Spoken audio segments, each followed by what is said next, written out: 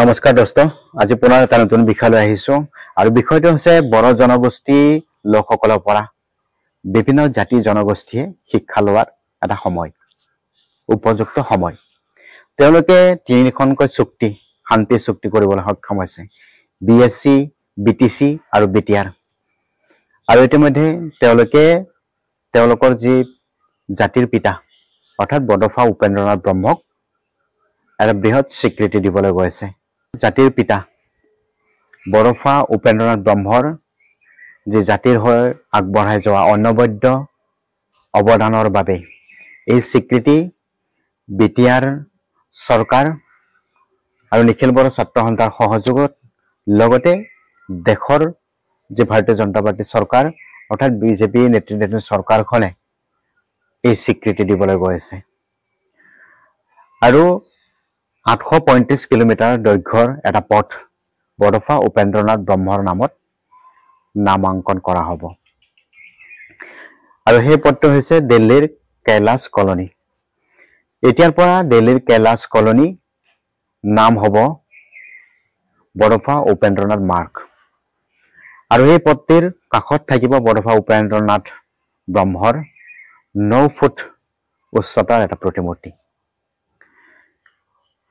এই সময়ছোৱাত উপস্থিত থাকিব দেশৰ গৃহমন্ত্ৰী অমিত শাহ দিল্লী আৰু অসমৰ মুখ্যমন্ত্ৰী হিমন্ত বিশ্ব শৰ্মা বিটিআৰ প্ৰধান প্ৰমোদ বড়ো আৰু নিখিল বড়ো ছাত্ৰ সন্থাৰ নেতৃবৃন্দৰ লগতে বিটিআৰ চৰকাৰৰ কেইবাগৰাকী ইএমজিএমে তাত উপস্থিত থাকিব এতিয়া কথাটো হ'ল বড়ফা উপেন্দ্ৰনাথ ব্ৰহ্মৰ অতুলনীয় আৰু উত্তৰাধিকাৰীৰ সন্মান জনোৱা হ'ব তেখেতৰ অনবদ্য অৱদানৰ আন এক স্বীকৃতি বড়ো জনগোষ্ঠীৰ উত্থান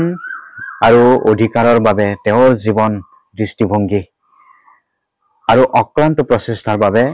তেওঁলৈ বিটিআৰ প্ৰধান প্ৰমোদ বড়ো আৰু নিখিল বড়ো ছাত্ৰ সন্থাৰ সহযোগত ভাৰত চৰকাৰে বড়ো জনগোষ্ঠীৰ পিতৃস্বৰূপ দেশৰ ৰাজধানীত হৃদয়ত অমৰ হৈ পৰিব বড়ফা উপেন্দ্ৰনাথ ব্ৰহ্ম আমি কৈছো যে গৌৰৱ আৰু আবেগিক শ্ৰদ্ধাঞ্জলি জনাই নতুন দিল্লীত বড়ফাৰ এটা ভৱিষ্যতৰ যে প্ৰতিমূৰ্তি উন্মোচন কৰা হ'ব আৰু কৈলাশ কলনীৰ এই ডাঙৰ পথটো আনুষ্ঠানিকভাৱে বড়ফা উপেন্দ্ৰনাথ মাৰ্গ হিচাপে নামাঙ্কন কৰা হ'ব এই ঐতিহাসিক মাইলৰ খুঁটিটো কেৱল এজন নেতাৰ স্বীকৃতি নহয় বৰঞ্চ বড়ো সম্প্ৰদায়ৰ ঐক্য পৰিচয় আৰু চিৰস্থায়ী মনোভাৱৰ এটা উদযাপন এয়া কাইলৈ সমগ্ৰ দেশবাসীয়ে এই যে বড়ফা উপেন্দ্ৰনাথ ব্ৰহ্মৰ প্ৰতিমূৰ্তি উন্মোচন স্বচক্ষে প্ৰত্যক্ষ কৰিব আৰু প্ৰথমতে মই এই কাৰণে কৈছিলো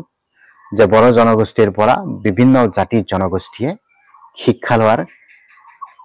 এটা সময় আহি পৰিছে তেওঁলোকৰ পৰা শিকিবলগীয়া বহুত আছে বিভিন্ন জাতি জনগোষ্ঠীয়ে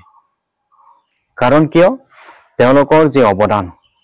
জাতিটোৰ বাবে যি বড়ফা উপেন্দ্ৰনাথ ব্ৰহ্মই দেখুৱাই গৈছিল আদৰ্শ সেই আদৰ্শ ইতিমধ্যে জাতিৰ প্ৰতি তেওঁলোকে যেনে ধৰণৰ স্বীকৃতি